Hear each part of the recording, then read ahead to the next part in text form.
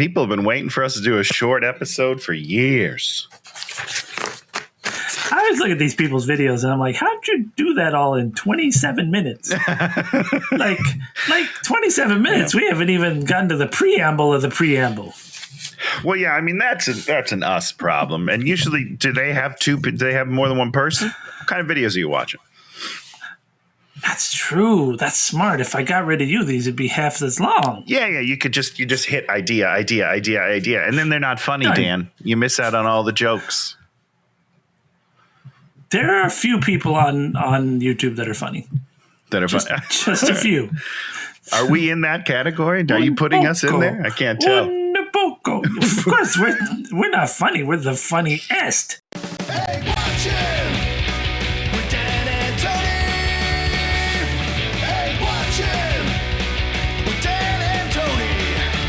It's Hey, watch him, yeah! Welcome to Hey Watching with Dan and Tony. I am Innocent Dan. And I am Devilish Tony. Oh, Devilish Tony. On this show, we watch a movie, then we talk about said movie. We go back and forth. Tony picks a movie, Dan picks a movie, Tony picks a movie, Dan picks a movie, Tony picks a movie, Dan picks a movie. Some random person that's watching our show suggests a movie, and we do it. We do. That's true as well. Did we have a new one? Did someone suggest something? Somebody said something to us. We got a comment. We've been getting a little more views than general. The other good news is Zoolander 2 great. video, more views than Happy Gilmore 2 video. So I win. The people have spoken. The champion. Pow, pow, pow, pow, pow, pow. I love it. Do we have any comments? I'm the champion. How are you the champion? I picked Zoolander 2. You picked Happy Gilmore 2. No, but I liked Zoolander 2. That means I'm the champion because it's a good movie. No, people are watching it because it's a bad movie. I don't know. Are they leaving comments? What are they saying? What are the people saying, Dan? They don't leave comments. They don't. So people out there leave. I don't know if you like the movies or hate the movies. Tell us what's going on. We're in the dark here. Okay, we're flying blind. Yeah, you see those people that get lots of comments. That must be nice. I don't know who those people are. I think they're writing them themselves. Prove me wrong. So this week, Tony picked a movie. Tony, why don't you tell us what movie you picked and why? Okay, well, I'll do the why first, okay, which is Alien Earth came out, fun little show on the Hulu, and so I was like, let's go back to a real banger. And to be honest, we probably should have watched the second one, Alien vs. Predator Requiem, because that might be the worst movie ever made. I don't think this so. One's way more fun. This one's way more fun. So we went with Alien vs. Predator. You had 2006? 4. Is that 4? I was way off. I mean, Alien 2 has Danny Glover in it. It's hot in the city. Yeah. I mean, I feel like I know Summer in the City. I know it's not good. But you think it might be worse than this movie? No. Alien vs. Predator 2, Requiem. What? There's a sequel to the movie we just watched, Dan. No. And it picks up, it literally picks, you know how this movie ends with the alien predator hybrid popping out of his chest? That's how that movie opens. It takes place seconds after this movie ends. It picks up right where it stops. They crash land back on Earth, and then they terrorize a Colorado town. And it's terrible. It's awful. But this one's more fun than that one is. Wow, this one is more fun. Just like there's more laughs in this one. Putting the word fun anywhere near this movie. I think there was one of these movies that we did recently. I think maybe the last one we did, you were like, is it a movie? You're doing is it a movie? Is it a movie? I don't know about that. This is it has a plot. There are people that have names in it. But oh my God, there's nothing to this. It's basically underground pyramid. They go there, aliens wake up, predators go there. Then there's sort of a fight, and all the humans sort of die. And then they die for sure. The one girl who is not really a character, sort of. Yeah. kills. Well, she's an ice climber. You know those people. She got those ice climbing skills. And it's like your Wayland guy, the guy from Wayland, you know, the namesake. Yeah. Spoilers. He dies like halfway, 2/3 of the way through the movie, and it's just the most nothing death. It is literally, you're like, okay, I guess he's gone. Guess we don't have to deal with him anymore. Well, clearly you didn't watch the extended cut, Dan, because apparently neither did I. Apparently in the extended cut, he dies and then they show a trickle of blood come down his mouth. So totally different scenario. You really missed out on that one. That's the death pathos that would have really dug us deeper into the story. That's the unrated version of this film, because this is PG-13, and that was one of the complaints a lot of people had, was that there's not enough blood for a Predator Alien movie. So they added a little CGI, but it's not even real blood, by the way. It's not even like a capsule that drips out of his mouth. They added it in post because they were like, well, we got to make this thing a little unrated. Let's put some blood in there. We were wild. It's too much, guys. It's too much. The alien's blood being acid is just sometimes endless. Well,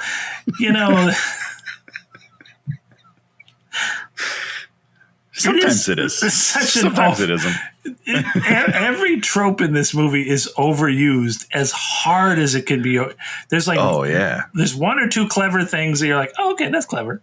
But everything else is just like, oh, please stop. Let me ask you a question, Dan. Is one of the things that you consider clever when there's a moment towards the end of the film where you're pretty sure Predator and the lead lady are going to kiss? Is that one of the moments? Because I was rooting for it real hard. There's a moment where there's 5 to 6 seconds of them staring at each other. And I was like, are we going to get it? Is this going to happen? It didn't. I was real mad. I know the moment. I wasn't thinking that, but they definitely were like, you were like, what's happening? Is he gonna I mean, he kind of initiates her at that point, right? That's when he puts the little scar on her. Puts a thing, and he's definitely got a boner, and he's touching her face, and then they stare at each other, and I'm like, he's gonna either eat her face or suck her face, and I'm here for either one. Maybe and then they did nothing. You know what could have happened? Here's my repitch on the movie. They do it. I'm already open. They do a full boning. I'm into that. Come on. So then AVP 2, we have Predator human hybrid versus the alien Predator Chestburzer hybrid. That's a 10 out of 10 movie, Dad. I would, you know what? Let's do a trilogy so we can make this happen. The best thing about this movie is that the life cycle of the alien takes mere minutes. It's like you get the face thing. Super confusing. This guy's coming out of you within like 30 seconds. Another 9 minutes. And he's full blown alien. And he's full. Yeah, I don't know. I don't think I know enough about the alien lore. You've gone silent. I've gone silent. Tony. I call him Silent Tony. Hello? I'm not seeing anything. Are we recording? It seems like we're recording. I'm not seeing. We're recording. Like with the little things, there's like a bouncy that says there's sound happening. Like on I'm seeing it on my side, Dan. Can you hear me? I can hear you. Go like this if you can hear me. I can hear you, and I see levels. It's kind of nice. I kind of love it. And now you're gone. Should we do another recording? Oh, what happened there? You disappeared for a second. I heard a noise like this, and then now I can hear you. Dan, I think today's not going to go great. I can already tell you that. I love it. I'm keeping all that in the show, by the way, because I'm far too lazy to edit. Paul S. Anderson, like he's coming at us. He's hacked the Matrix. You don't like the movie, you son of a bitch. Now, did the same director of this just did the one in the Lost Lands with the Lost Lands, yeah, and the Resident Evil movies, yeah, that's him. He's good, man. Lost Lands makes this movie. This movie makes Lost Lands look like an epic. I mean, I don't know. They're pretty bad. That's a tough call. I feel like the acting in this movie is better than the acting in Lost Lands. That's a bold statement, but I believe it. I would agree with you, but it's not as cool. This movie's not as cool. Correct. Yeah. This movie is not as cool. Yeah, because the characters are just. I don't think I maybe I wrote down a couple of lines, but I didn't write down any lines because you were like, "Ooh, there's a line." There were like no lines in this movie. Like none. And the problem is I didn't write down a line either way, right? Where I'm like, ooh, I like this line. This is because I like to send out positive sometimes if people watch this show. But then I also like to write out lines that made me laugh really hard because they're so stupid and no one should have ever wrote them. And I have wrote down neither. Like this movie is just so mid. The script is very dull. It's very dull. Your movie is so mid. I was trying to be cool, Dan. Now you're making fun. I'm trying to talk to the kids out there. Yeah. They say mid, right? That's a thing?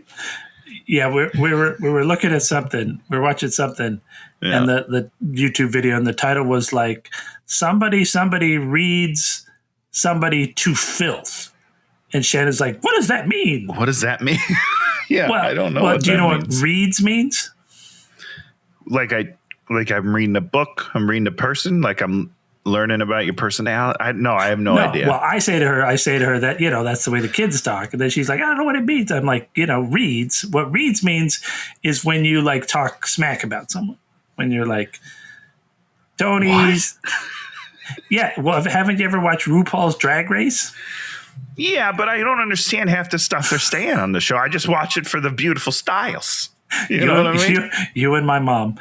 My mom and I always used to watch it, and she'd just be like, "These gowns are so beautiful." Isn't that what's fun about the show? I don't understand most of the stuff they say because they talk in like vernacular I do not understand, and I'm just like, I'll just look at the beautiful stuff, and that's it.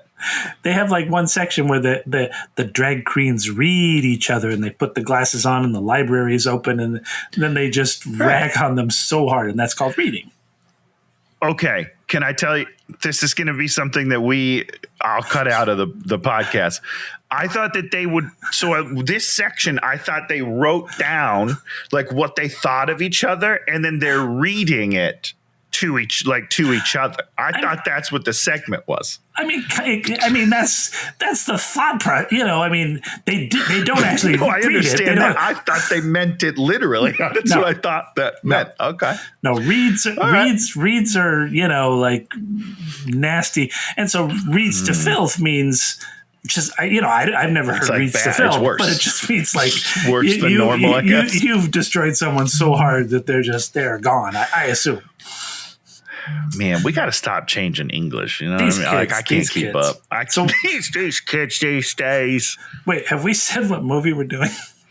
Yeah. I said Alien vs. Predator. I'm pretty sure. Yeah. 2004, an hour and 40 minutes.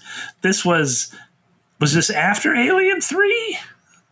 Yeah. I do believe that is correct. I think this was the next one. Alien 3 is. Oh, yeah, that's 92. Okay, so Alien 1 came out. Alien 2 is the weird Danny Glover one where it's the hottest week on the planet. I think it sure is. And he's sweating all the time. And it's really red, really weird color palette throughout, really ugly, muddy, gloopy looking. Know nothing about nothing. Then Alien 3 was David Fincher's shot at it, right? I don't know. Yeah, so Dan, I'm doing the rewatch now. I'm in the middle of my rewatch, so I'll let you know in a couple weeks. But also, Alien Resurrection came out in '97, so all four of those Aliens movies came out before this even happened. What's Alien Resurrection? Maybe that's the David Fincher one. I don't know. There's a David Fincher one. I'll see who directed it.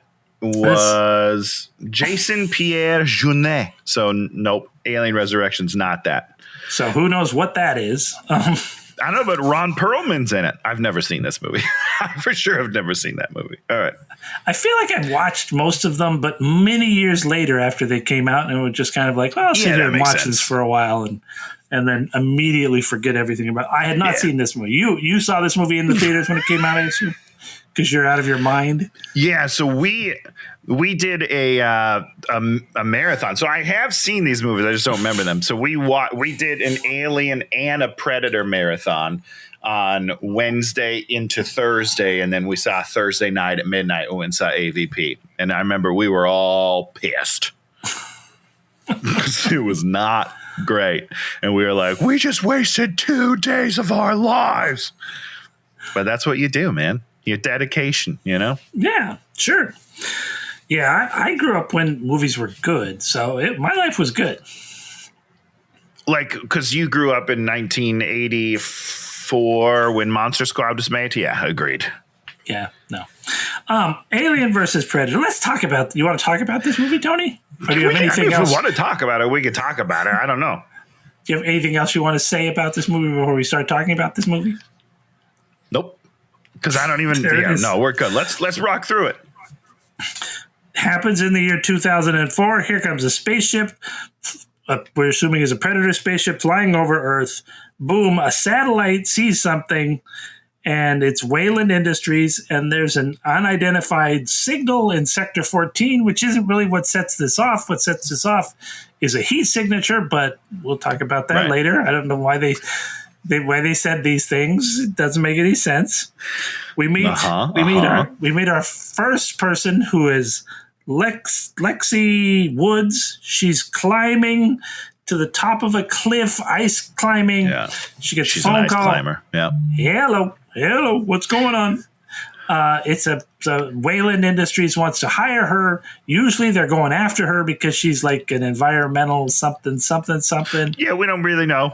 She's like, oh, they suing us again? He's like, no, we want to hire you. What are we talking about? And then we don't really talk about that later when she meets him face to face. She's not like, hey, why are you always suing me, guy? We just forget that line. I don't understand why it's even in the movie. It's, in improv and things, your first line kind of is supposed to set the, set up. Dictates the scene. It dictates the scene. So if you say, your cooking sucks, I'm going to kill you with a knife. Well, there's going to be some stabbing and we're going to talk about the cooking. These are things that should be occurring. You have to. No, we don't talk about these things at all. Or you say something that means nothing and then just continue the day. I don't know. Well, it's one of the few kind of actually loaded lines, right? You're setting up a relationship. But you're not, because then that relationship doesn't pay off.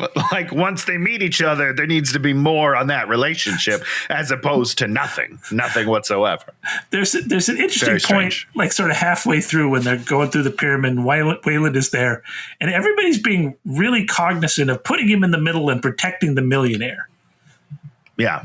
And there's never any talk about that. It's just this natural thing that occurs. And you're kind of like, maybe she could have talked about that. Sure. Yeah.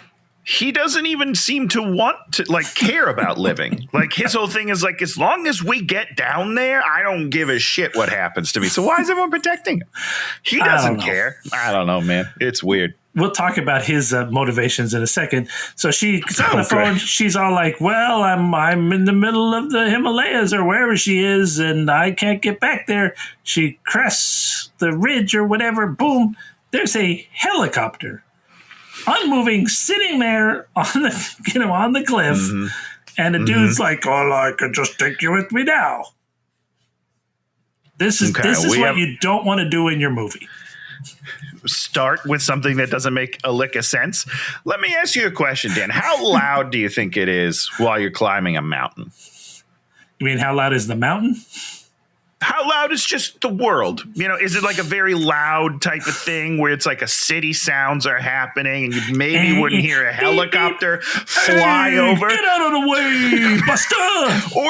Or do you think that maybe you would hear a helicopter for miles around while you're out in the wilderness? Probably that one. How is she surprised that a helicopter flew over her, landed on the top of the mountain she's going to, and she had no idea it was there? How is that possible? Talk to me about snow, Tony. What does snow do when there's a lot of wind blowing down on it? Well, usually it would go with the wind because it's a very light substance. I spent a lot of my life in the Midwest dealing with snow, Dan. And it blows around a lot. That's why it sucks. If you get a windy day during the winter, you don't want to go outside because you can't cover up because it's just blowing into your face and stuff. It's tough. So the idea that there's a parked helicopter 20 meters away from her unless it's been there for 2 weeks. Has he been waiting there for 2 weeks? Because they're like, she's definitely going to climb this mountain. But then he's 2 mountains over. He's like, well, shit, we got the wrong mountain. And then you're done. I just don't understand it. How do you can't start the movie with something that doesn't make any sense like this? Because in the rest of the movie, I'm like, well, how did he get there? How did he get to that mountain? Is this a silent chopper? What's going on? It was a stealth day. It had Predator tech. The PT, as they call it. Get to the chopper. So she's gonna go with them. There it is. Dude, Maxwell Stafford is the main fixer guy for Wayland. He's cool. I like him. Wish he had something to do. Sure, I bet he does too. If that helps, if that does anything for you, Dan. We meet our sexting guy. My second guy, he is Sebastian. He's like an archaeologist, sort of, and he's trying to find something in Mexico. And he's like, we found the big thing. Crawls through a hole, finds a Pepsi bottle cap. And then keeps it. I don't understand why he keeps it, Dan. Can you explain that to me? It's like a totem for his failure. For his life's failure. Okay, cool. Cool. You know what? That I do understand. He doesn't seem like that's the way he feels about it, but I get it. This fucking Pepsi bottle. Oh, he's Italian too, which is very weird. Yes. Yeah. But then he's talking about he's going to Mexico, and I was like, wait, what? Where are you from? Why are you going these places? But it's cool, man. He gets to talk Italian later, and I'm sure it's very sexy to the ladies.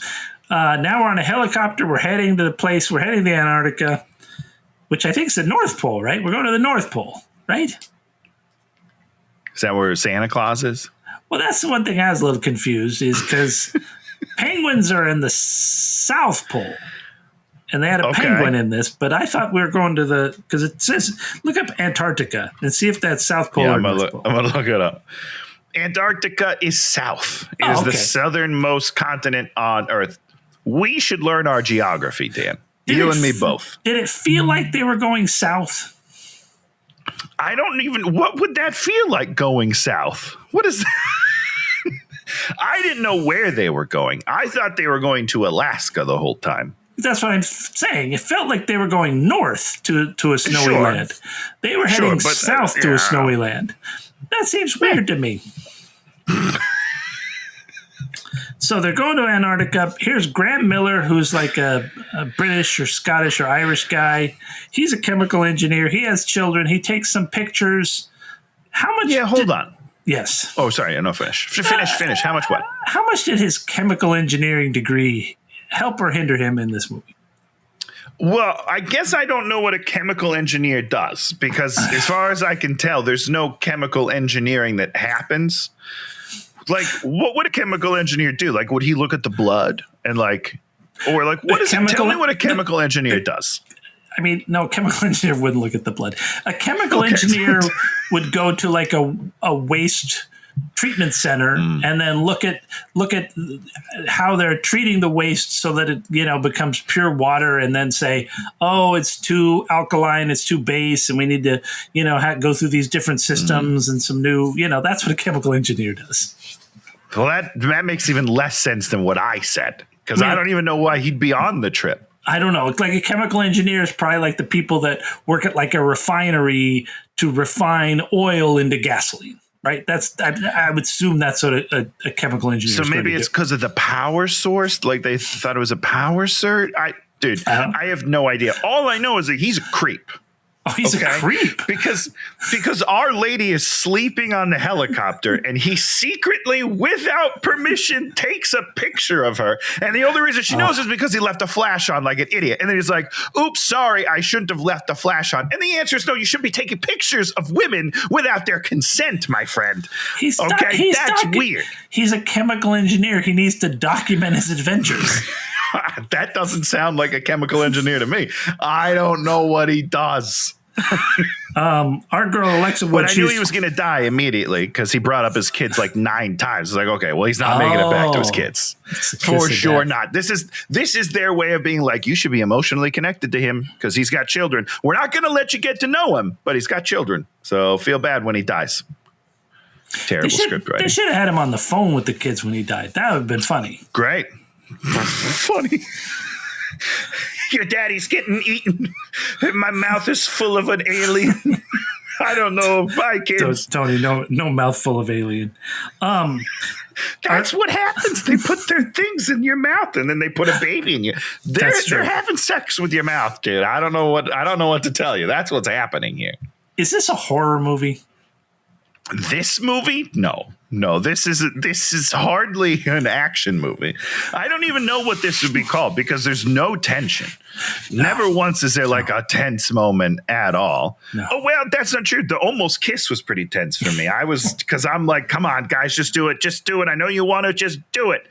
But other than that, there is no tension in this movie at all. So we find out that the helicopter they're on reaches the point of no return. In other words, if it turned around, it would have to ditch before getting back to base. But luckily, there's an icebreaker that it lands on.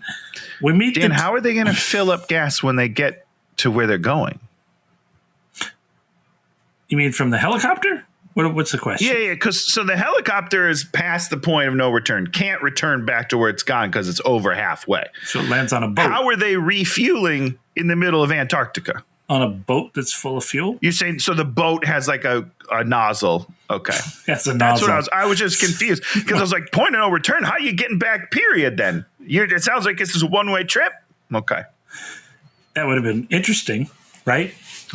I don't know. She could walk. She could climb the ice back. But wouldn't that set up a tension if they actually reached? They had to fly out there. That's why you don't do it in this movie. No. You don't want any tension. You don't want people on the edge of their seats. Everyone should relax. Here we are. Here's the team. There's a bunch of driller guys.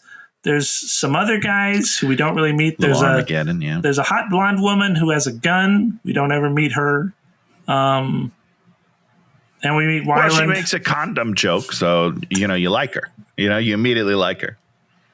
Weiland stands up on this really high railing and, oh God! Now you guys better listen to me. 7 days ago, there was a heat bloom and a structure, and it's massive. Dan, why does he have a microphone? Oh, does he have a microphone? He's got a head microphone, and so you hear like an echo because it's playing in the room. There are 7 people on the ground. He does not need a microphone at all. And then the other people in the room, when they're having a conversation with him, are just talking normally. They don't even talk loud. It's not like they have to raise their voice to get to him. They're talking at their normal level, and everyone's having a conversation, except for Weiland, who's got himself a microphone. Oh, boy, can you all hear me? Check 1, 2. It is so stupid. I was so mad when he walked out. There's no reason. There's nobody else in this room.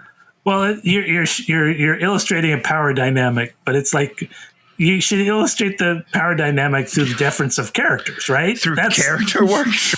That's a novel concept. Wow, so dumb. So basically, they got a heat bloom, which shows them a map, which shows them this massive structure that's like under the ice. So so it's deep under the ice. Totally intact, by the way. That's cool. Yes. Well, it's built well, but it's built with. It's built well, so there you go. It's like made of alien technology. It's made of 3 different cultures that were all thriving at very different times. You're like, what is this? Yeah, can you explain this to me, Dan? I was trying to piece this together, right? Okay, yes. So they're like, oh, it's the first civilization ever, which I don't understand that. Why would the first civilization be 3? So are they saying like those 3 civilizations that made one pyramid then split off to make 3 different civilizations at different time periods? Because that doesn't make any sense to me. You're killing the audience. Where's your answer, Dan? We're all hanging in suspense here, buddy. More suspense in this movie. It doesn't make any sense, right? I don't understand. What you'd want to do is you'd want to say that the three different cultures worked together in some weird way at this time period and built this pyramid for some weird meta reason, right? They had to come together, as opposed to saying that this pyramid is where these 3 all three of these cultures started and then they each just took their own language and walked away. It just doesn't. It just Right. I don't get it. It makes no sense. And I think this is based on the comic book. I mean, I'm assuming it's based on a comic book, and that's the kind of dumb thing. From my a comic book writer understanding, would it's do. not really based. There is a comic book, but they did their own thing. I don't even think the comic book takes place on Earth. I think the comic book takes place on another planet. I don't know for sure. I have not read it, but I think you're right. They did. See, the thing about Alien and Predators and Terminator are all, I believe they're all owned by like a third party. They're not owned by, none of these were owned by, except maybe Alien. Maybe Alien's owned by 20th Century, but Predator, maybe Predator is too. I know Terminator isn't, because I went to the licensing show one time and the Terminator guy was just sitting at this crappy table, like talking to anybody. He's like, talk about licensing Terminator? Hey, let's do it. Terminator? Anybody want Terminator? Get your Terminators. Because I think I would have. How much do you think it costs? Let's make a Terminator movie. I have no idea, but I mean, that's why some of these things, they make so much of them, is because they're just like, whatever. I own the IP. Let's keep it rolling. Yeah. How do I find that out? How do I find out what the available IP is so I can like make my own stuff with it? Well, I mean, you have to is there a website? No. Well, but not much, right? Like just a little. I think all this stuff has gotten sucked up at this point. I'm sure, just there was a time when Stephen King was giving away his short stories for like $5 or something like that. And I didn't jump on it, and I regret it. Yeah, I regret it big time. Wait a second. You're saying that you could have licensed one of his short stories for media for $5? He was like giving away, I don't know if it was a collection or just like one, but he was like giving away for $5 so like student films could like use the thing. It was really cool, and I did not take advantage of it, and I regret it. Yeah, because I mean, people like Stephen King can do that. He's got so much stuff, so he can put stuff in Creative He's Commons. got so much money. Like he's probably fine. No, he's totally fine. That long walk movie looks like it's going to be creepy as fuck. I don't know if I can. Oh watch yeah, that movie. I'm pretty pumped, man. I don't know if I can watch that one. That was going to be brutal. It's the opposite of this movie. This movie too tense. This movie not brutal at all. Okay, so basically, this is pre-continental drift and whatever. It's 2,000 feet below the ice. I don't understand. They've got 7 days to dig it out, and then Alexa quits, but then she finds out who they're going to hire, and then she's like, well, I guess I got to do it because I don't want people dying on my shift. Right. It was interesting, and I don't know if interesting is the right word, but she's like, who'd you get? And he's like, we got this guy. And she's like, well, he's not even next on the list. He's like 5th on the list. What happened to these other people? And they're like, well, they said the same thing you did, so we went to the guy who's willing to do it. I thought that was interesting. We didn't get to explore that at all, but I thought it was an interesting conceit. Just be like, well, we're just getting who we can because everyone else says it's impossible. They watch the Northern Lights, and they convince her that she's going to do it. Graham's like, come on, we're going to go. And Sebastian's like, I'm Italian. We should go. Boom. Hasta the Baducci. That's my intent. I hope I just didn't offend everybody. Have you seen the Northern Lights, Stan? No, never have. Yeah, me neither. I would like to see him. I'm sure they'd be very I'd like pretty. to see him too. You want to go to Antarctica with me? No. On a helicopter that won't make it back? You could take my ashes there and throw them on the ground so I can look up. I'm going to spread your ashes under the Northern Lights. Done. There it is. We've come to a conclusion. And done. Everybody listen up. Alexa's back in charge. 3 rules. Buddy system. Always stay on comms. No heroes. And then we go on the rest of the movie to like see how people following these rules and not following the rules affect everything. Did we talk about the rules ever again? No, I didn't remember there were rules until you just said them right now. Me too. What are you going to do? Yeah. Oh, no, you're good. Keep going. Big full moon. The drillers have their convoy. They convoy out there. They find this whaling station, which is this old town that's been abandoned. 1904. Everyone disappeared. Graham's taking selfies. This is my favorite part of the movie. He gets scared. He hears a noise. The noise is a penguin. A cute little penguin. And she's like, hey, they bite. So I looked it up. They do. Penguins They're apparently bite? Penguins are apparently very aggressive. because they're like very territorial. So humans being in their space is not normal to them. So they're aggressive in the wild, which I didn't know, and I'm kind of bummed but also good to know, because if I went to Antarctica to spread your ashes and I found a penguin family, I would have tried to befriend them, and they would have killed me before I could spread your ashes, and that would have been sad. Here, look this up, Tony, while I continue talking. Do they have the Aurora Borealis in the the southern hemisphere? I'm just going to do Antarctica. Yeah. Because I know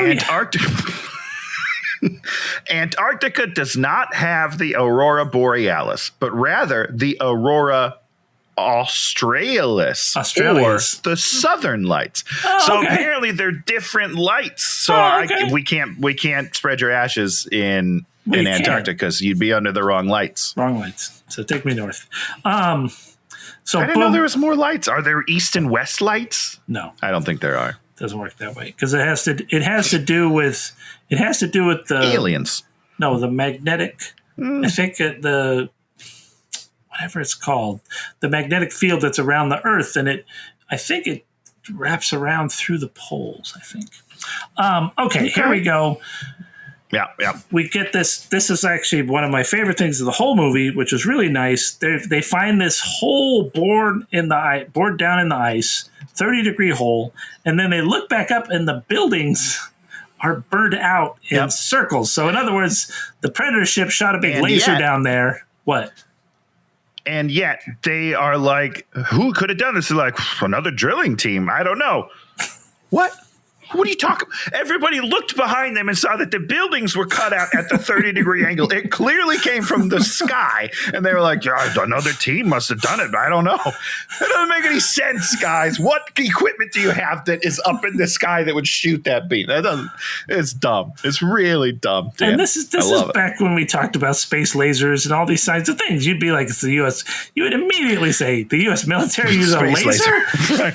And then the chemical engineer would say, oh, no, there's no space laser that could be 30, whatever. Yeah, that's good. That was a good impression there, Dan. We set up that there's a storm coming so that we know we have to do that. We set up that Wayland is sick.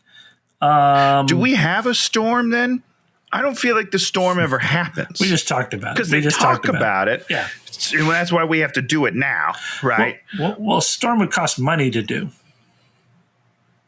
Oh, for the production. I was like, how would it cost them more money? But you're saying the crew of the movie. Yeah. I see. I thought you were in the movie talking about that crew, different crew. And that might be interesting if when they get back on the surface, there was a storm, and then we had to battle the alien in the storm and deal with stuff like that. Yeah, that would be cool. Yeah. That would be what they call the kids call cool. Do you think that was the script and they thought they were going to do that? By the time they got there, like, well, we don't have any money for a storm, guys. So just do it. Just shoot the movie. We can't pay for this. I don't know. We missed my favorite part of the movie, by the way. So they get to this whaling. Hold on. This is my favorite part of the movie. They get to this abandoned whaling station. Yeah, you get scared by a penguin. And they've all talked about it. They said that. They were like, hey, this is an abandoned whaling station. That's part of their prep. Now they're walking through the abandoned whaling station and they see giant bones and they're walking through them. And one guy goes, hey, what are those? What are those? What could they possibly be? They are whaling bones at the abandoned whaling station, guy. What a stupid question. That was my favorite part of the whole movie. See, you'd have rewritten that line. Yo, check out those big, weird bones. Whales must be big. You'd have to have big teeth to pick your teeth with those bones. You could do some serious scrimshaw with those bones. We would see how many times we could say bones in one scene before the studio was like, we gotta cut some of these bones, guys. Bones. Bones, baby. So they start winching themselves down the hole. Something happens. Maybe the ship flies over. Something happens. Yeah, the invisible ship. Apparently, I did like that one time when the ship flew over. It was really nice. Oh yeah, no, this happened before. Something happens, and Waylon gets loose, and he's all like, whoa, whoa, whoa, Yeah, whoa, his whoa, wire, like, I don't know if there was a reason, but his wire, like, there was something happened. Yeah. Something shifted something or weird. something. The Yeah. boss gets loose, and I was like, okay, this is actually a tense moment. This is a tense Gets loose. moment. Yeah, but they ruin it. Yeah, it doesn't last, but for a few seconds there, it was tense. But he's sliding down a 30-degree, which is what, like this probably? Yeah. I don't know how fast you get. I honestly don't know how fast that would be. But she takes her pickaxe and swings it and gets his hood perfectly. I don't think so. She's that she good. got his skull. She's that He's good. dead. She's that good. She full on skulled him right there. You'll see later on in the movie, Tony. She is that good. She's good, all right. The Predator ship flies over silently, and the one guy kind of looks up and kind of misses it. And you're like, I could see what that was that? kind of happening. It was good. Yeah, because unlike a helicopter made by humans, that ship is probably silent. It drops like the probes, and that's the Predators. I wasn't quite sure what they were, but those are the Predators. How big must those tubes be? Because the predators are giant. Like, these are big predators. These are big boys. At different times, they seem like they're Different like sizes. another 2 foot to 3 foot bigger than humans, and then other times they seem like they're about a foot bigger than an average sized woman. Yeah. So the predator size varies a lot. Do you think they're kind of like a small version of Ant-Man where they can go a little bit bigger and a little bit smaller? Not too crazy. Just Up and down, down and up. just enough to reach the top shelf. I need another 3 inches. Got it. Got to have that step stool. They get down. They're looking around the caves. There's no other team, so they're like, "We're here first." They set up lights. They don't have cameras. Very weird. We see this big sort of silly pyramid. They don't have cameras. That is weird. Where's the guy with his camera? Why isn't he? The only record Sorry. they're going to have of this is what's his name? Graham taking photos on his little tiny camera. You're like, okay, well, here's a woman in a helicopter, another woman in the helicopter, another one. There's a lot of this woman in the helicopter, guy. You creep. Why are they here, Tony? Oh, I have no idea. It sounds like he just wants to like leave a lasting impression by finding something cool. Yeah. Is that what I understand? That's what they sort of seem to say. You have But to. they sort of seem to know that it's dangerous somehow because those guys are all Everybody brings machine guns to the teeth with guns, right? So, like, Yeah. I'm confused. It doesn't make any sense. They really needed to set up that, he's got to pull out the ancient book. He's got to have something that sort of points them in a direction. Oh, here's this letter from 1904 where the person was like very frightened about the pyramid. So in that's like one thing could be ancient, right? But then also Predator already happened in this universe. So we know that the Predator alien race exists, sort of. It probably isn't like widespread, but some people know it. Let's put it this way, right? Because Commando Schwarzenegger's team was a government team, right? Yes. They were on a real government mission. He survived. They were on a He came mission. back. Yeah. I'm assuming he reported. He was not a guy that was going to not report to the.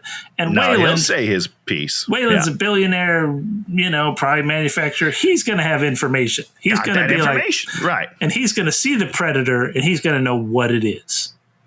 Right. And there you go. Done. Now it makes sense.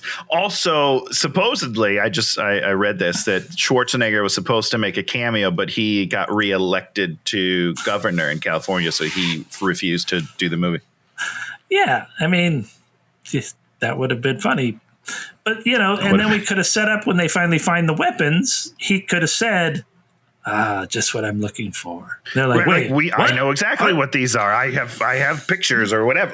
It could have made a little bit of sense. Not perfect, but a little. And he could have pulled out something that mock up using them. There's like a million things you could have done to make him not look like a schmuck. But he just looks like the guy that paid for this and then died and was a schmuck. Yeah. Right? Which is also very real. Let's be honest. So he's a rich guy, so he's an idiot. Okay, let's make history. They look at the carvings. They hit a pressure plate, and now we know things are going on. It's Egyptian, Aztec, Cambodian. Yeah. They translate the thing and it says only the chosen may enter. Okay. Mm-hmm, mm-hmm. The predators are up on the surface. They kill pretty much everybody. There's 3 of them. Yeah. Do you believe that there are only 3? Because sometimes I feel like more than 3 died. Nope. I'm trying to think about it in my head. Did only 3 die? 3 died. Well, yeah. I mean, 2 died, and then we're down to the big one. Yeah, the boyfriend material. And the 2 that die fairly unceremoniously. They don't seem... And kind of easily. Yes, they don't seem highly effective. Right. So I'm a little confused on the general conceit of all this, which I think now is a perfect time to talk about it, right? Yeah. So the general idea, which we'll find out more later, but the general idea is that the 3 predators come down. Yes. As like a war games to prove themselves against, a great prey or whatever. Yeah. So these aliens. We'll call the 3. We'll call the first one Tony. We'll call the second one Dan, and then we'll call the third one Tom Brady. TB, the GOAT. So in the flashbacks that we see later, there are thousands of aliens, and 3 of them are just like railing on them, just crushing and killing them, right? No, they lose.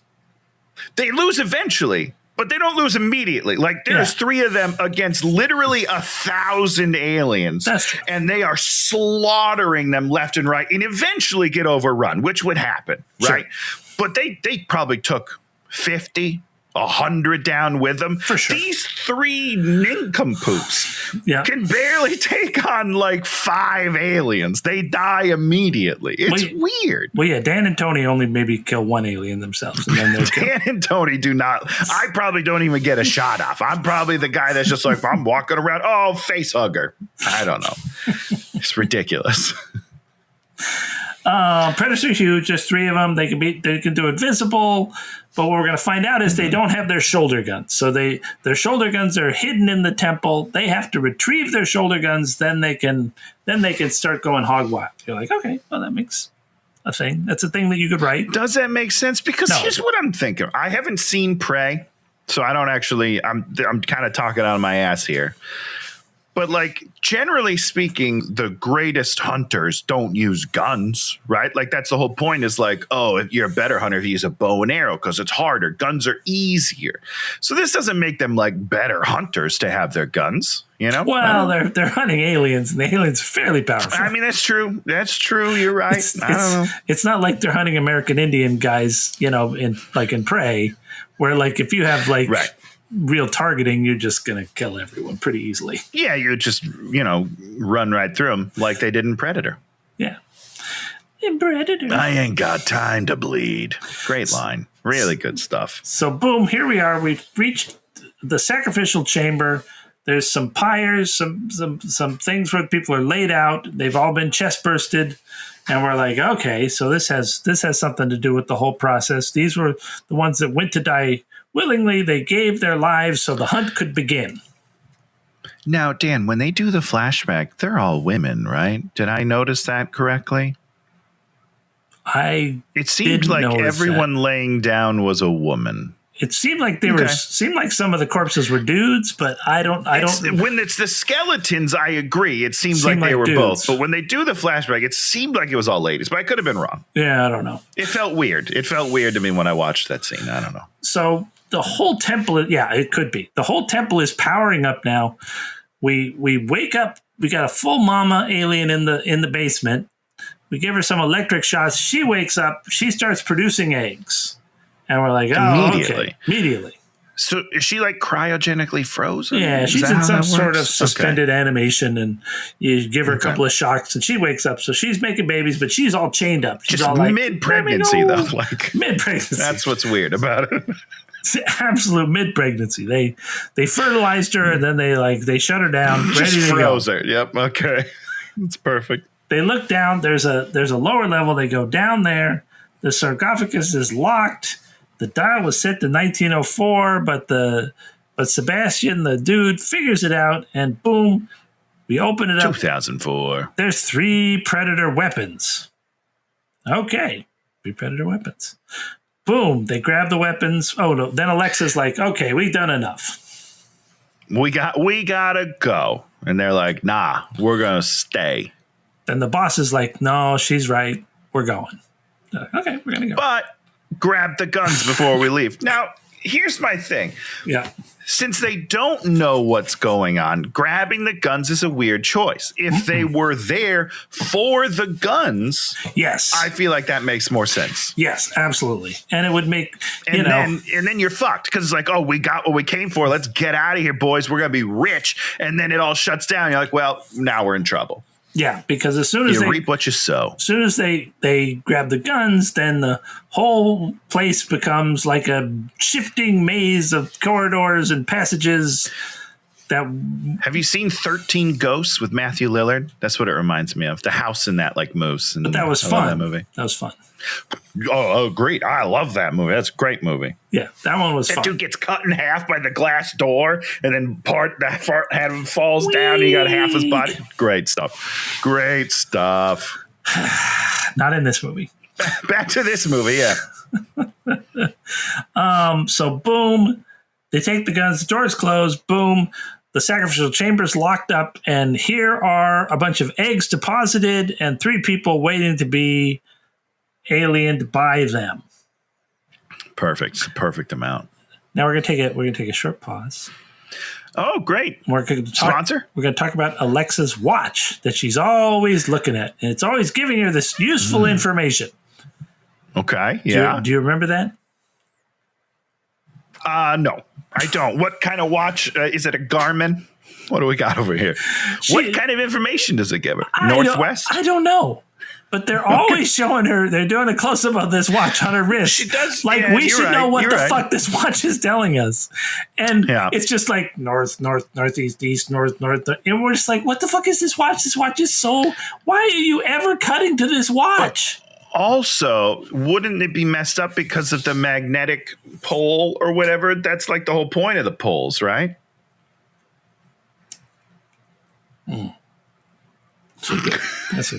Tony has asked a good question. Thank you. I don't have answers to. Episode 253. Mark it down in your notes, ladies and gentlemen. All our guys, as soon as the doors close, they this thing I like. They go like this. They're carrying like sort of briefcase. They like shake them. The briefcase falls off, and then there's a gun. Yep. I mean, great, fun little effect. I don't understand what's going on.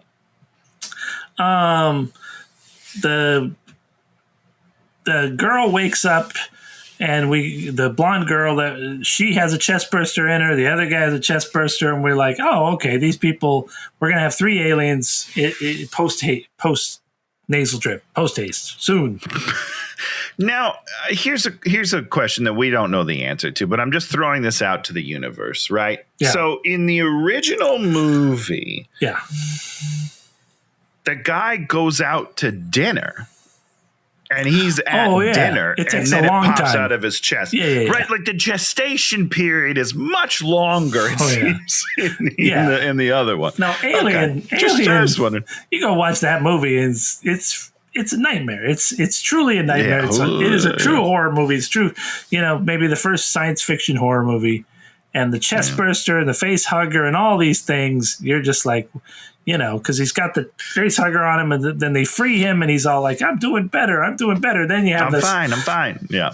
You have the scene at the dinner table where the chest burster bursts, and they have him on the table, and then runs out of the room, and you're just like, what is happening? Help us. And the thing about it is, you can still replicate that stuff and try and do it again. Yeah. But when you turn it into shorthand, which is like, we're not even going to show you all that stuff. You're like, well, why am I even here? Well, because that's too gruesome for the PG-13 rating, Dan. So you just have to use your imagination. But my problem is that it's in real time down below. Like they're not in that catacomb for an hour. No, they're there for 2 minutes, and like all of a sudden they're aliens. It's wild stuff. This one random dude's in this triangular tunnel, and then he's gone. So I guess he's killed. We don't really even know. Don't worry about it. Here's the best line of the whole movie. Sebastian's figuring it out, and he's like, the tunnel changes every 10 minutes because they worked on the metric system. Right. Tony. Yeah. Yes. Is our way that we keep track of time and hours and all that, does that have anything to do with the metric system? I'll tell you, I don't know the answer to that, Dan. There it is. I don't think so because they don't mention it in the Saturday Night Live sketch with George Washington. So I assume it has nothing to do with it, but I don't know for sure. This one random dude falls in a hole, breaks his leg, gets eaten. Okay. Graham also just wandering around, seems to get eaten, but he wasn't eaten. He was taken off to the, when they put you in the wall. Right, because we gotta breed you. We gotta put some seeds in you, baby. Put some babies in you. The predator's attacked. They kick I wrote predator. Maybe the one predator attacks, but the alien tail gets him. Gotcha. Yeah. Yeah, so he fought one and lost. That's pretty bad. This fight is amongst the worst movie fights of all time. Yeah, that's what I would say. It is so shaky. If you probably saw this in the theater, some people were throwing up. I can't help but believe somebody's throwing up. Yeah, I can't handle that stuff, man. It's tough for me. I get motion sickness real easily. Yeah. I get motion sickness when my wife is looking through Netflix because she moves too fast through the rows, and I get sick. Like I start feeling nauseated from that. So, it's bad. I think we lost two predators. I think there was one fight where the predator killed an alien, but also got killed, and then the second predator fights the thing and then loses. So I think we're already down two predators. Well, one of them gets the mouth head, whatever you would call that, through his skull and gets skull fucked. Oh, okay. Which was cool. Which was a cool visual death, but also dumb. So we're down to the last predator. The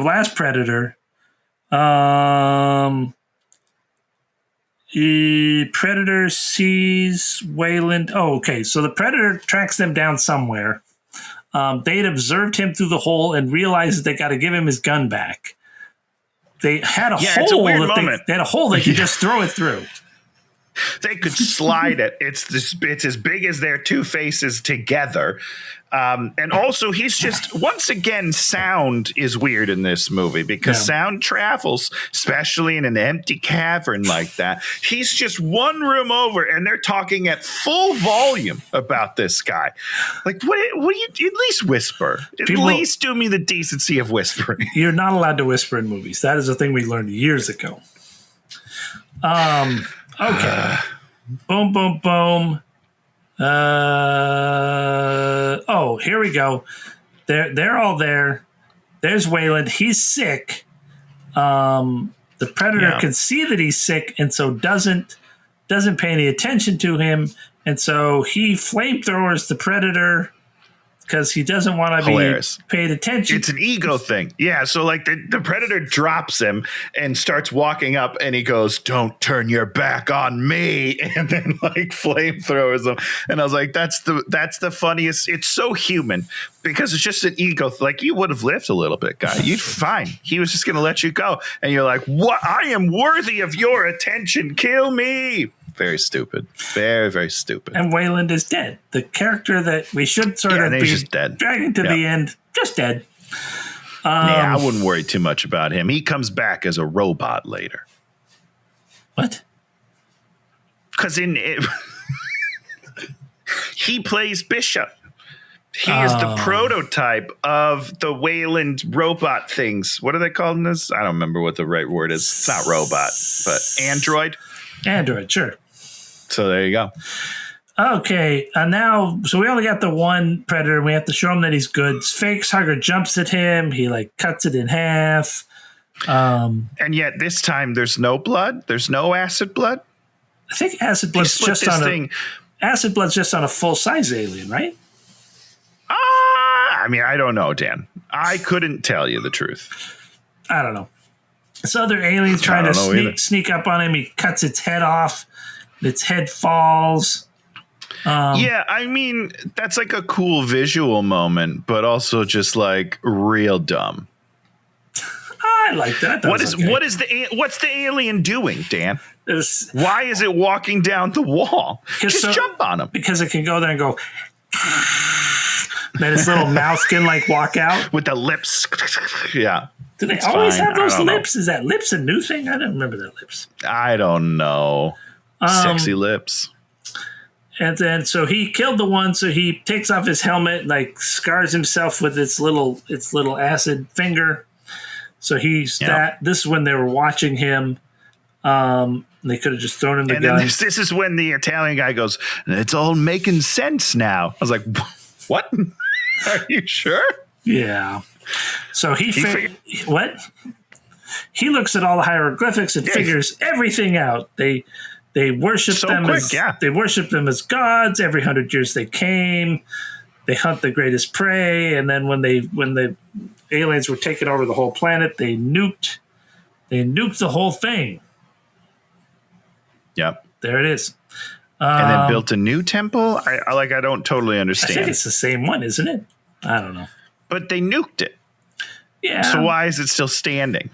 Well, maybe it's still functioning. Maybe it was a neutron bomb, because a neutron bomb just emits, like, I think maybe neutrinos. I don't know, but it emits all sorts of terrible things, and then it kills all the people and doesn't really destroy the buildings.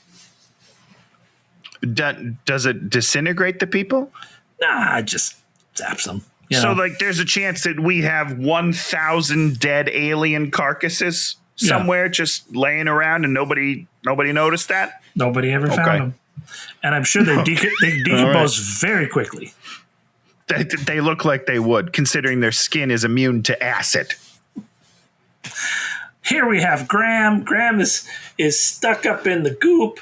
He looks over. There's his buddy. He's got a face hugger on there, but he sees a gun. So he gets the gun, and the face hugger jumps for him, and he shoots the face hugger, and he shoots it more times. And then he looks around, and there's hundreds of eggs, all cracking with face huggers. Then we leave the room. We pan out of the room, and we just hear gunshots, and we know that Graham has lost. Yeah, I liked that moment. That's one of the few moments of the movie I liked, you know? It would have been good if we cared about Graham. But he's got kids. How many more times does he have to tell you that he's got kids, Dad? He's got kids. So many kids. Feel bad for the guy. Yeah, I agree. We talk about guns. We talk about picking a side. And so they have to decide, you know, are they going to try to kill the aliens and the predators? Are they going to try and work with the predators? The enemy of my enemy is my friend. Sometimes. Sometimes. There's aliens. Sometimes they're just really mean. They run. They have to jump the gap. Then he has to save her. She's like, rock down, rock down, rock down. Don't think it works that way. I'll tell you right now, it does not. Because her body, when that rock goes down, her body's going down. It's all good. The aliens grab Sebastian, take him away. She's following. She looks at her watch. Her watch is broken. What's she gonna do? And then what's she gonna do when her magnetic watch stops working? Who knows?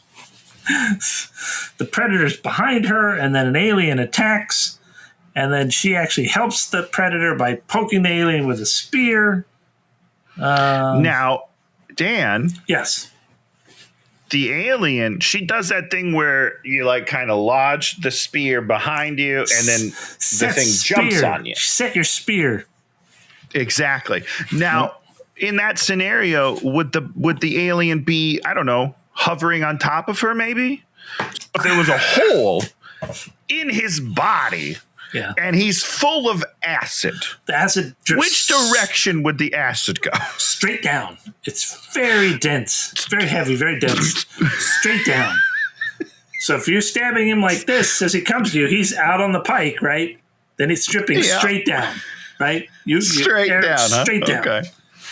Doesn't splatter forward, goes straight down, eats through everything till it gets to the center of the earth. Even though his momentum was going towards you, it just because it's so heavy. That's what you're saying. It's not heavy, Tony. It's dense. Oh, it's dense. Dense. Sorry. Straight down. It's dense. It's denser. Okay, I understand now. That's making some sense. Thanks for filling in the blanks. Oh shit. Alien Predator gets the blaster going. Pew, pew, pew, pew. Mama's like hearing all her babies dying. She's like, babies, come back to sad. me. Come back to me, babies. Yeah. Mama calls them home. The Predator. Oh, then the Predator's like, okay, we got a little time. What I'll do is I'll make you a spear with the alien's tail, and then I'll take the alien's head and make it into a shield. The spear I'm okay with, but the shield was just so terrible. But he shows you that the acid doesn't go through the shield. I understand what he's showing us. I just wish he'd he'd cut like 3 heads into pieces and then bored some holes in them and stitched them together. Made something look like a shield. Did some home crafts right there. And my question is like, is that an exoskeleton? I don't know enough about the aliens, but would there not be acid in that? Isn't he just peeling off their shell skin? I don't know.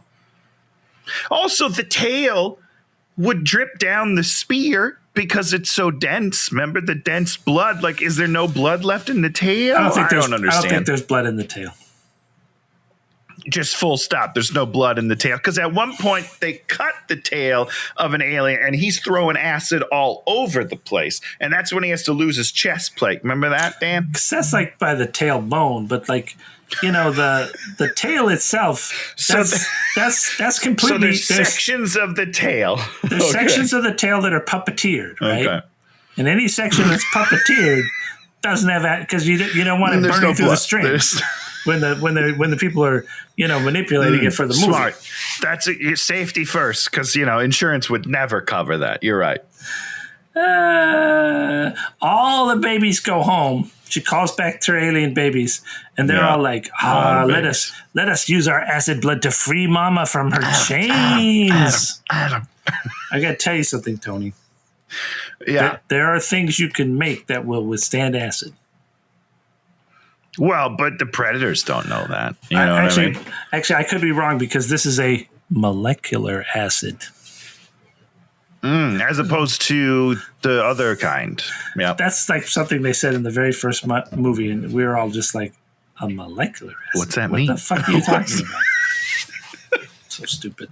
Well, I do not know. Okay, so Mama's getting free. Our people go to the egg chamber. They see Sebastian. He's alive.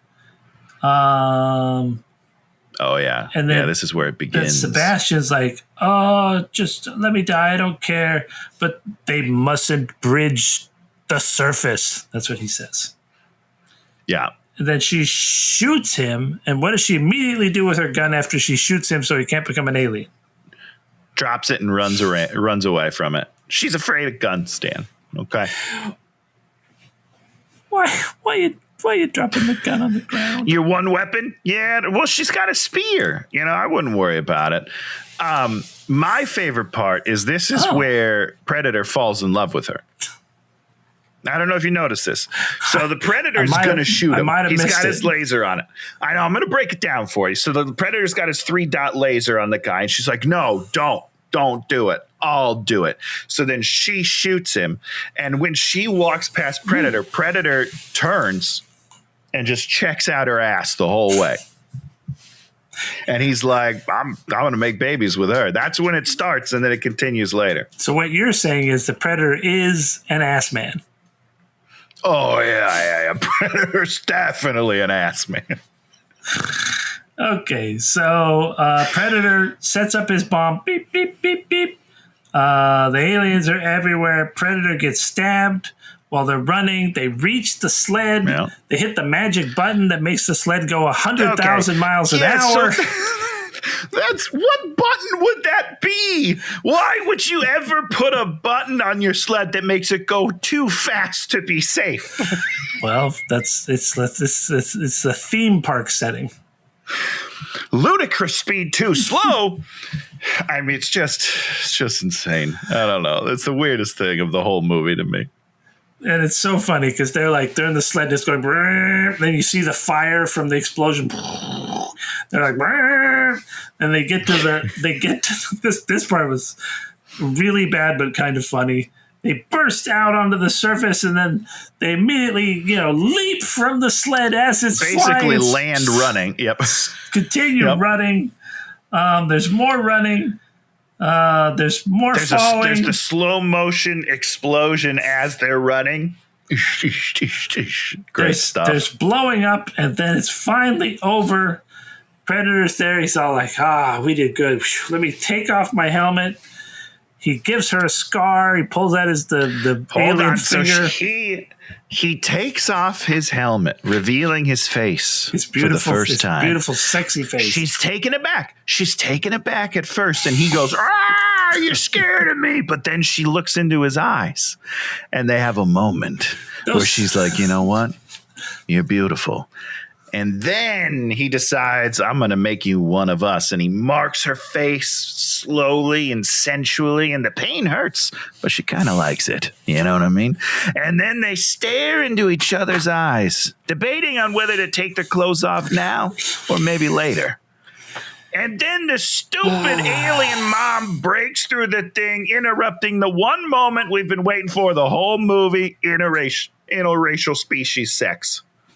Interspecies sex. That's the word. Interracial species sex. That doesn't make any sense. That's too many words. Predator tries to fight her. He does not do well. Mama chases after. Big. They knock her into a burning building. Yeah, totally fine. The lady runs away. She hides under this reservoir. Here comes Predator. He's coming back. There's like some chain or something. Maybe she still has a chain. Couldn't tell where the chain came from. Maybe she still had that so chain. You think it's the chain from when she was locked up, even though she wasn't really wearing chains, she was in shackles. I think this is an extra chain, just in case chain.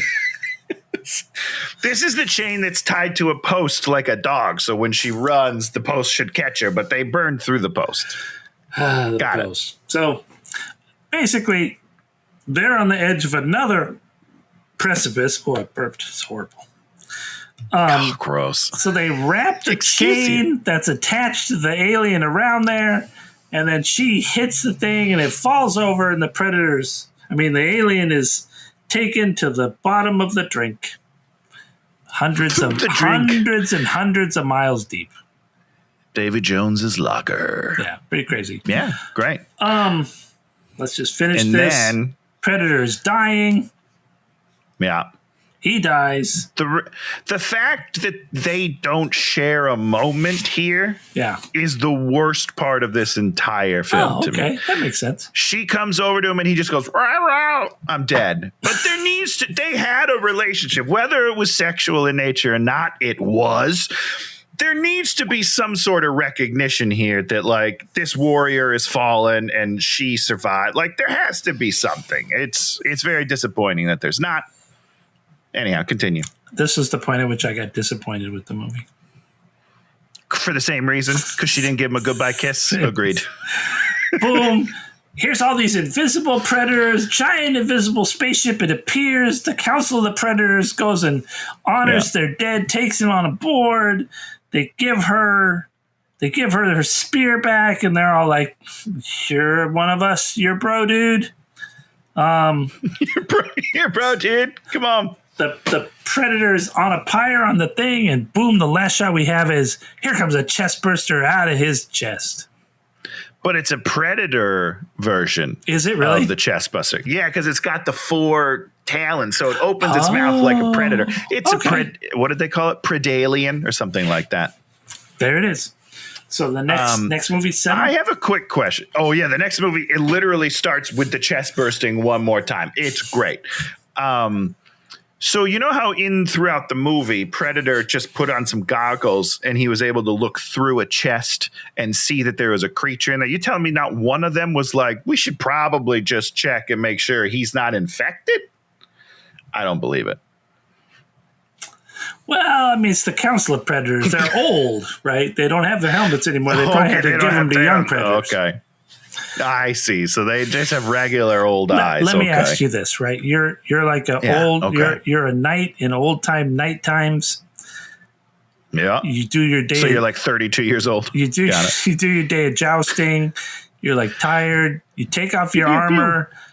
And then you go to your bed chambers where there's a beautiful maiden. Yeah. Are you wearing your helmet? Just one? Are you wearing your helmet?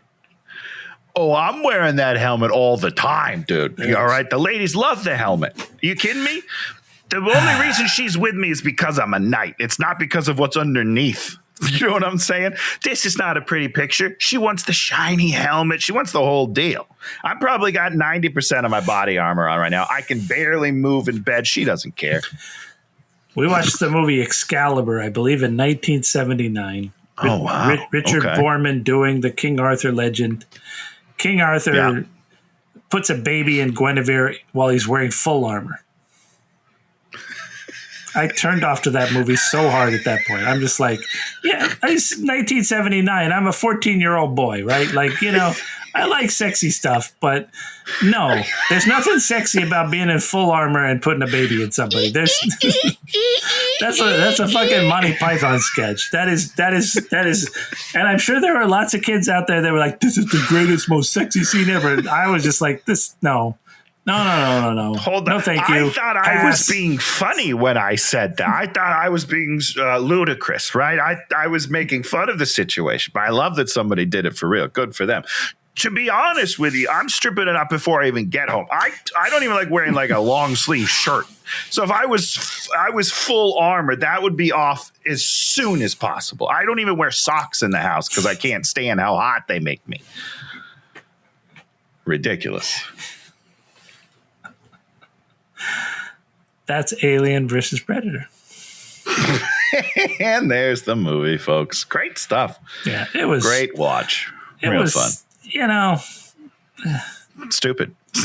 There was movie. No characters, no character arcs. You know, nope. Mm-mm. And I mean, that's your whole problem with these kind of movies is once you know the rules, there's not a lot to add. It's just here's a new person that has to sort of figure out the rules, and then as soon as they figure out the rules, they will be mainly successful.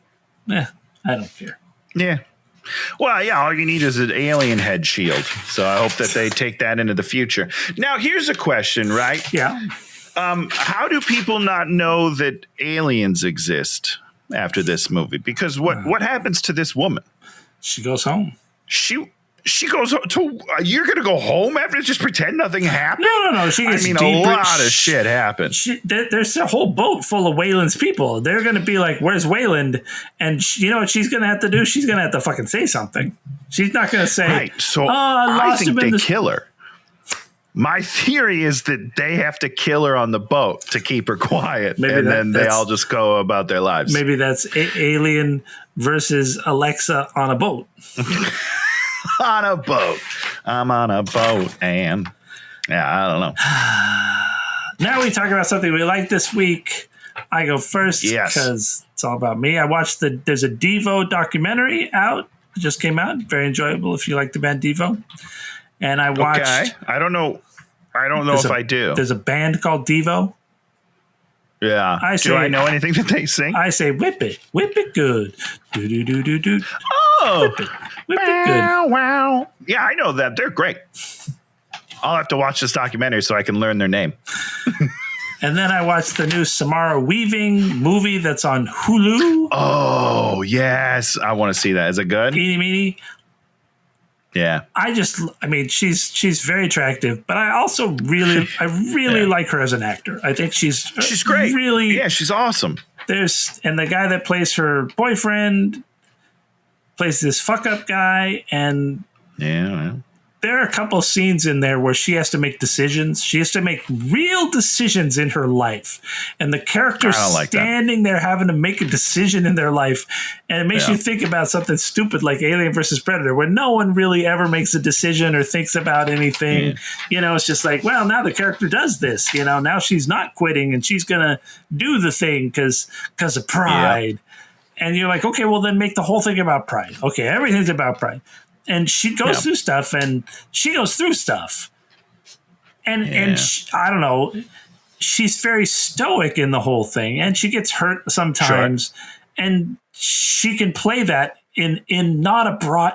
She never plays anything broad, but you can just see all of it in her face. I can, at least. I'm reading. Maybe she's giving us tabula rasa, the blank slate, and then I'm imprinting all that on there. But sure, yeah, okay. But it works for me. Psychology. It all works for me. So I love her. And I rewatch. She's great. I watched Ready or Not, and they're making the second one of that, I believe.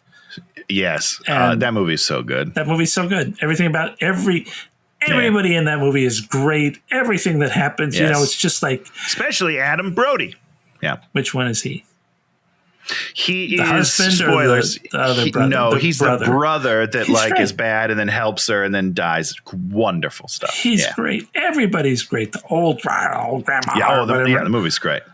Well, we love that movie. That's an every year October watch for us. Yeah, it's just like, this is, it's a genre movie, but there's acting...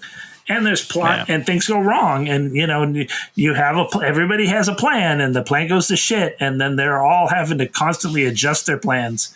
That's what that's what a movie is. That's what an adventure action movie is. And this movie had none of that ever. None of it. Oh yeah, well that's true. Tony, what do you got for us? Oh, this is I got a fun one, I think. A lot of people aren't liking it, which is wrong and rude. But a guy I say we used to be friends, but we haven't spoken in years.